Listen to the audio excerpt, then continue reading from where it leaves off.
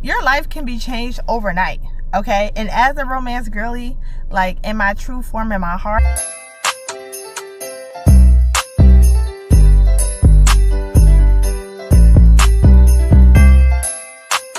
hi guys, and welcome to my channel. My name is Brianna Michelle. I'm a Black romance author, and welcome to day 2 of Vlogmas. Okay, as you know, if this is your first time here, I film some videos in my car, I film some videos at home. It really just depends on what's going on. So today we are going to talk about romance tropes that I love. Okay, because as a romance author, why would I not do that? Okay, so you know what? We're gonna go from we're gonna rate them also. So starting, and we're gonna do we're going to do at least the top 10 romance tropes that I love, and we're gonna go from 10 to 1. We're gonna go from 10 to 1. So my least, well, the least that I love, and then like my top number 1, right? Okay, so here we go. Okay, coming at number 10 is celebrity romance. Okay, so celebrity romance is usually when a I'm not going to say a nobody, but I'm going to say a regular person meets a celebrity. So one book where I read this at was you know, we're not even going to mention the books. Should I mention the books? Do y'all want to know what books have these tropes? No, we're not gonna do that. We're not gonna do that. So celebrity romance comes at number 10. Because, you know, the reason why I love celebrity romance is that, like, you know, your life can be changed overnight.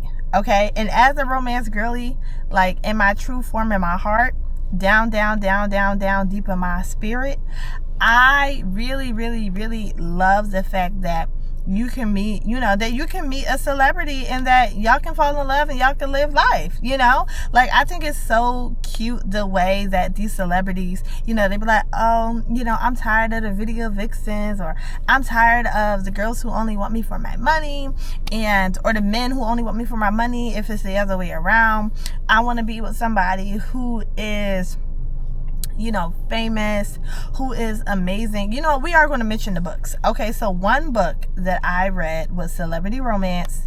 Here we go, that I can think of off the top of my head is a book from Aisha Brie. Because you know what? Why not? So, okay. So most of the books that I'm going to list are, they're going to be from indie authors, because I'm an indie author, and why would I not mention my people? Okay. All right. Ooh, it's King's Release. It is book 5 in a King's Dynasty series by Aisha Brie. Here's the cover. Beautiful. So the story with this book is that the female main character, she's not a celebrity, but her family is pretty wealthy, right? So she isn't a regular girl, but her family is pretty wealthy, and her ex-boyfriend is like this famous R&B singer, right? So they get together, they kind of like rekindle, you know, they get that old thing back. And it's really cute because while she did, you know, she is kind of wealthy, or in her own right, you know, things kind of just go, things change for her when she gets back with her ex-boyfriend. So I thought that was cute. Okay, so coming in number 9 is the one bed trope. Okay, I love the one bed trope because, okay, so the one bed trope is when two characters are forced to share a bed. Sometimes they hate each other, sometimes they're indifferent, sometimes they may just be like best friends. Like, it really just depends. And one book that I can think about off the top of my head that has the one bed trope is Before I Let Go by Kennedy Ryan. I absolutely adored this book and adored Kennedy Ryan. Here's our picture together when I met her. Are we so cute? Anyway, so I love the one bed trope because, like, you're kind of, you know, you're forced to share this space. Like, what more intimate space? Like, that's one of the top intimate spaces that you can share with a person is a bed.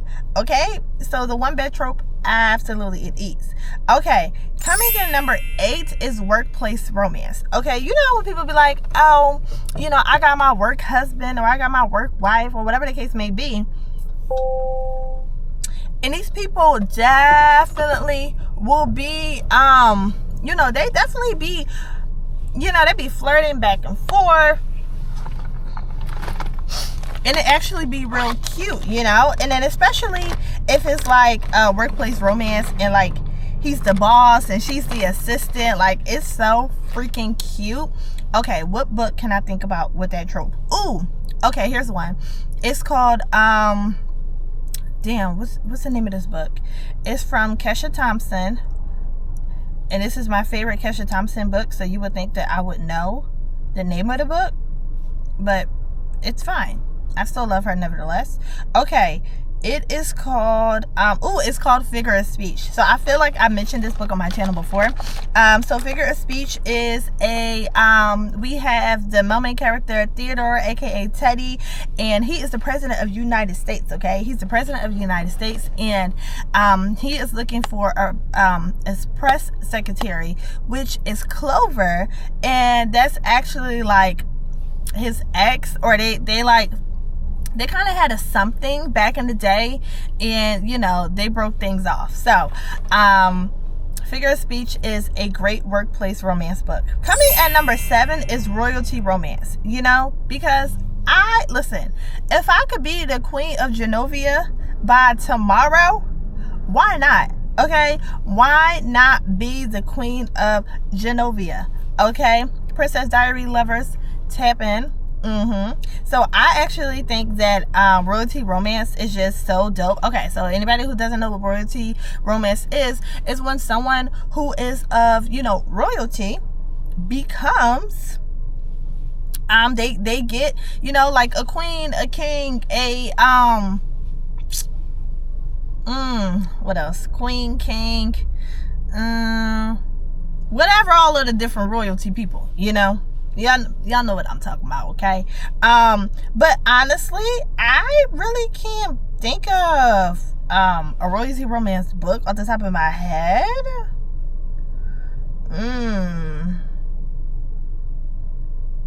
Oh, here's one. I haven't read it yet, but I do have it on my shelf, and I had it on my shelf for like 2 years now. It is called The American Royalty by Tracy Livesay. Sorry, girl, if I pronounced your name wrong.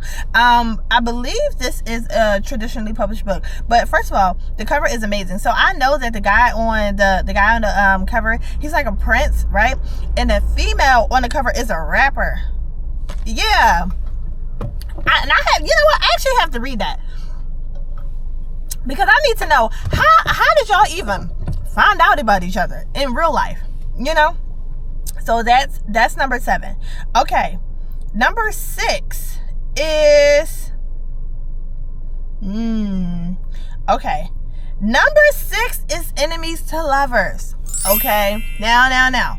Enemies, all of my enemies to lovers girls, if you're upset that I put this at number 6, please don't crucify me. Now, I put it at number 6 because, again, I'm a lover girl.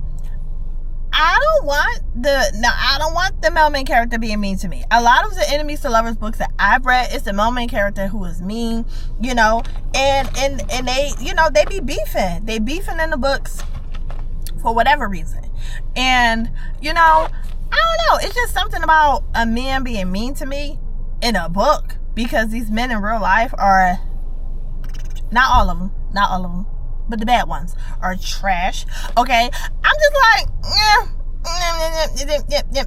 Now, I will read an enemies to lovers book sometimes. It depends on who the enemy is. It's a female main character. Well, obviously they're both enemies towards each other, but like if the female main character is mean to him, I don't know, I like that, because like, why not? Now, I actually can't think of a book where the female main character is mean, but I have read this book by Sky Moon. It is called Beast. I gave it 5 stars. Now, it's based off of Beauty and the Beast. Again, I rated the book 5 stars. It was a great, amazing retelling of Beauty and the Beast. So if you are looking for a like a black version of Beauty and the Beast, get into it. Okay, so that was number 5, right? Was that number 5, enemies to lovers, or was that number 6? Ooh, I should have really wrote these down. I didn't write them down, y'all. We just going off vibes. It's fine. If that was not number 5, what the number 5? I don't know. You know what? Let's just do number 5. Maybe it wasn't number 5. Maybe it was number 6. I don't know.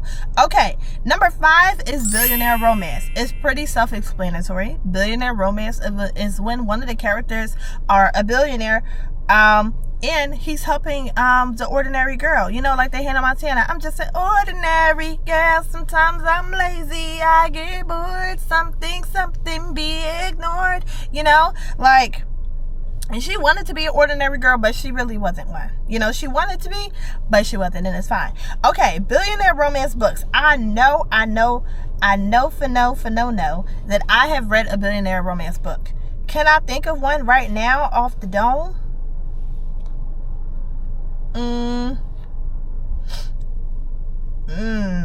Let me see. Hold on, I gotta look. I done read at least 500 books, maybe 600 books. Ebooks in the last 3 years. So I know I done read a billionaire romance and we're a child. Okay. Ooh, here's one that I recently just read. Okay, yeah. Tap into it. Okay, Beautiful Noise. Sorry, I'm getting so hyped. Beautiful Noise by Casey Mills. It is about, okay, you know, because I like to give y'all a little synopsis and not too much. So it is about a female main character named I don't never remember the people's name. Hold on. What's her name? Ooh, Corey. Okay, great. We have Corey, you know, she's just down on her luck. Her back is against the wind, and she's trying to make it with nowhere to win. Okay? Corey is, you know, she's really down on her luck. She's kind of out here in the world by herself, you know, and she's trying to just, she's trying to get it how she live it. Okay, so she, the story picks up where she, like, just gets, she gets evicted out of her home, and she, like, had just gotten a new job, and she just needed, like, a place to stay for the weekend, right? So Corey, decides to, she works for a cleaning company, so she decides to, kind of just stay at one of the clients' house for the weekend. She was like, all right, I'm just gonna find like a guest room to kind of like camp out in, because the client was away. So she thought it was gonna be all good, all gravy. It wasn't. The client's mother found her there, and then she, the mother, you know, gave her some sympathy and was like, all right, you can stay here, it's fine, you can stay, but you have to clean, and you have to, you know, still do your job, and I'll let you stay here, right? Because apparently the mom actually like owned the house or whatever. So the son gets home, and the son, whose name is Ezrin Shaw, is like a famous, he's a singer. I think he's a singer. Yeah, he's like an R&B singer, right? Now, again, this could have been considered celebrity romance or billionaire, but the man had money. He had lots of money. Okay, so he was a billionaire. All right, so that was number 5. Number 4, okay? Number 4 is small town romance. I absolutely adore a small